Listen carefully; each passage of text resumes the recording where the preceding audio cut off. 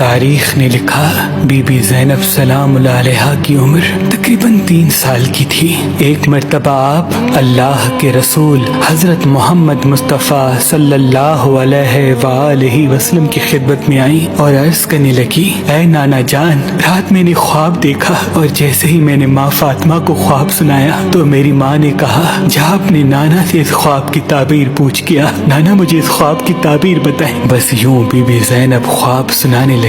آپ فرماتی ہیں، نانا میں نے خواب میں دیکھا کہ ایک صحرا ہے جس میں تیز آندھی لگ رہی ہے، میرے پاؤں زمین سے اکھڑ رہے ہیں، میں ایک درخت کا سہارا لیتی ہوں لیکن کچھ دیر میں وہ درخت اکھڑ جاتا ہے، میں دوسرے درخت کا سہارا لیتی ہوں، کچھ دیر میں وہ درخت بھی اکھڑ جاتا ہے، میں بڑی مشکل سے تیسرے درخت کا سہارا لیتی ہوں لیکن تیز ہوا سے وہ درخت بھی اکھڑ جاتا ہے۔ نانا میں خواب میں دیکھتی ہوں کہ آس پاس کوئی نہیں، میں بے سہارا ہو گئی ہوں، اتنے میں تیز ہوا لگتی ہے اور میرے سر سے چادر اتر جاتی ہے، میں زاروں قطار روتی ہوں، اپنے سر کو پیٹتی ہوں، اتنے میں خواب میں دیکھتی ہوں کہیں سے لوگ آ جاتے ہیں، مجھے پتھر مارتے ہیں، میرا مذاق اڑاتے ہیں۔ اے نانا، میں بے پردہ ہو کے ان کو دیکھتی رہتی ہوں۔ بس خواب جب یہاں تک پہنچا تو اللہ کے رسول کی آنکھیں نم ہونے لگی اور آپ فرمانے لگے، اے زینب، تیرے 3 سہارے ہیں، تیرا بابا علی، تیرا بھائی حسن،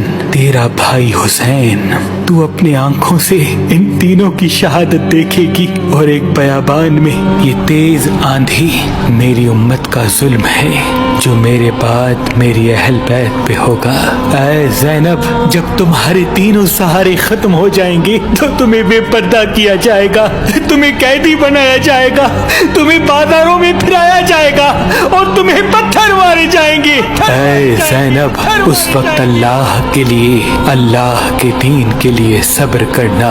اور اپنے نانا کی صداقت اور اپنے خاندان کی شرافت کو بلند رکھنا، کیونکہ تیرے ہی خطبوں نے اسلام کو بچانا ہے۔ بی بی زینب زاروں قطار رونے لگی اور اپنے نانا کے قدم چوم کے فرمانے لگی، اے نانا، آج زینب کا آپ سے وعدہ ہے کہ اللہ کے دین کے لیے میں ہر سختی کو سہ لوں گی اور ہر مصیبت پہ اللہ کا شکر کروں گی تاکہ اللہ کا دین قیامت تک باقی رہ جائے۔ سلام ہو بی بی زینب کی عظمت پر، سلام ہو بی بی زینب کی اسیری پر، سلام ہو رسول اللہ کے پورے خاندان پر جنہوں نے ہر سختی سہ کر ہم تک اسلام جیسی عظیم نعمت کو پہنچایا۔